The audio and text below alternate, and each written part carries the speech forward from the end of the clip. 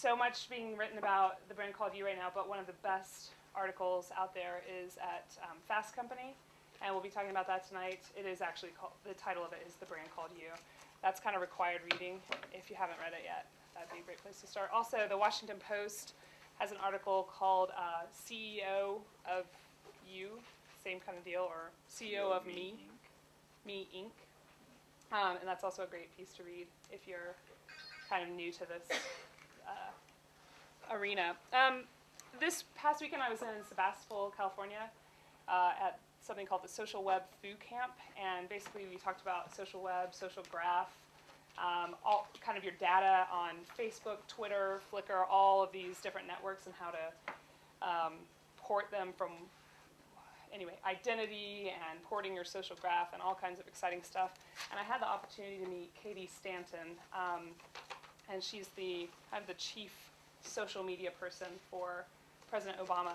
And there's never been a social media person in the White House before. So basically her task is to get the White House doing the things that we're doing here. And it's pretty exciting to see our government sort of moving in this new direction. So she's someone to follow on Twitter. She's Katie J. Stanton, I think, on Twitter. And just look her up, Katie Stanton. With a K, K-A-T-I-E, Stanton, S-T-A-N-T-O-N. Another of my friends, Mags Mac, this is her with the banana on her head. She knows quite a bit about personal branding as well. And the best thing I could do is point you to people who are currently doing great things with their brand and to learn from them if you're just starting out. Look at what they're doing, how they're doing it. She's Mags Mac on Twitter. How do you M-A-G-S-M-A-C. And her name again? Her name is Maggie. Does everybody have the password to log in? Everybody logged in? Oh, no. Okay. Just move it down, baby.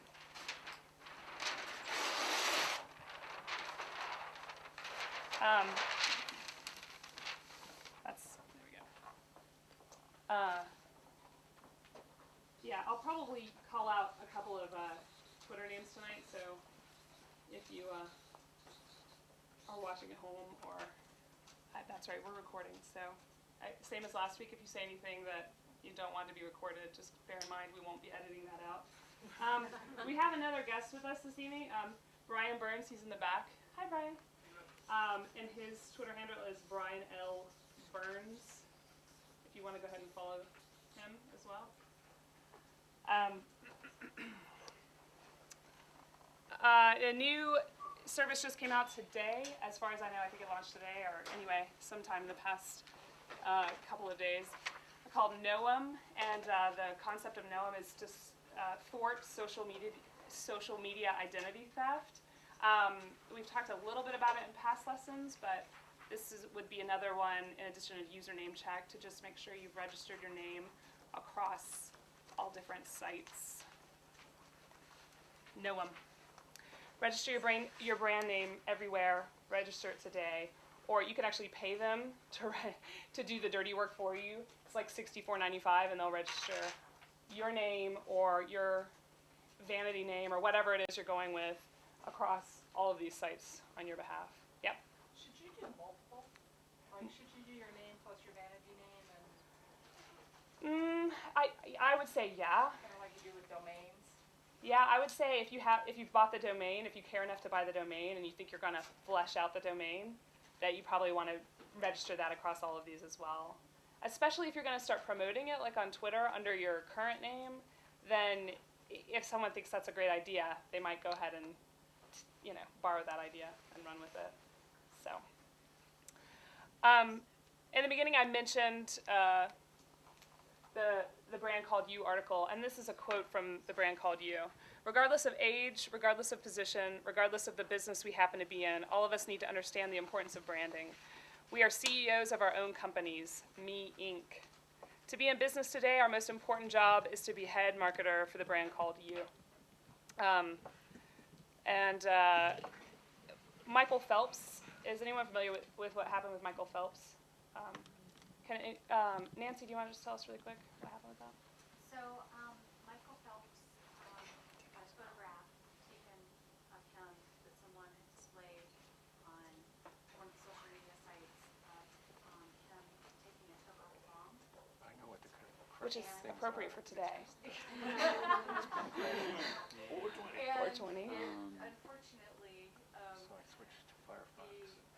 sponsors that he had didn't feel that that was a representation of what they were looking for when they signed with Michael Phelps. Can we restart it? So it impacted his Done it 5 sponsorship times. opportunity. Restarted the whole computer? And what's really interesting about that case is it didn't just impact Michael, it impacted all of his followers. So people suddenly felt like betrayed or, like, well, we thought he was this guy who could do no wrong and he's done wrong. And on the other hand, of course, there were plenty of people saying the opposite. This is totally acceptable. Like, it's fine that he smokes. Who cares? Like, if he's still an awesome swimmer, if he's still winning the Olympics, who cares? So we're in this really strange middle ground right now where we don't know whether to judge people like Michael Phelps harshly or to just accept what he did and keep moving on. But one fallout from that, I'm sure there were a lot of fallouts, but one fallout that I actually heard about was teenagers at parties not wanting to get caught in a similar situation, creating dark rooms basically where you're not allowed to take your video equipment in, you're not allowed to take your camera in, and you go in and you do shots in the dark, or you smoke in the dark, or you do drugs in the dark. And the idea is there's no media allowed inside that room. Okay, so that might be kind of a scary repercussion or a scary fallout from this. So one thing that we have to ask ourselves is, what do we want our brand to be? How hard are we going to work to protect it? And if there is fallout, sort of how we're going to respond to that. And tonight what we're going to be working on is setting some parameters for our personal brands. This guy just released, his name is Chris, he just a free PDF about how to basically build the brand called You. He released it earlier this week, and Seth Godin, a marketer that we talked about last week, actually tweeted about it and was just like, this is awesome, you have to read it. It's about, I don't know, 100 pages. It's fantastic. It's a free PDF. Art of Nonconformity. Chris, I always say his name wrong. Bieno? Yeah, there you go. Chris on Twitter. Yeah, okay. And one last quick little order of business before Brian comes up to speak. The cup, I've been hounding them about this, and I'm so excited. I hound a lot of local businesses, but I'm so excited. Today I walked into the cup, and they had their Twitter name at the cash register. And I think if you're a small business or if you're a service provider, it's free. You just put your Twitter handle or your Facebook account, your social media profile right at the cash register, and give people access to you. People want to be accessing your brand in new ways, in different ways, and that's one creative way to do it. So, yeah, that's the news. That's the latest.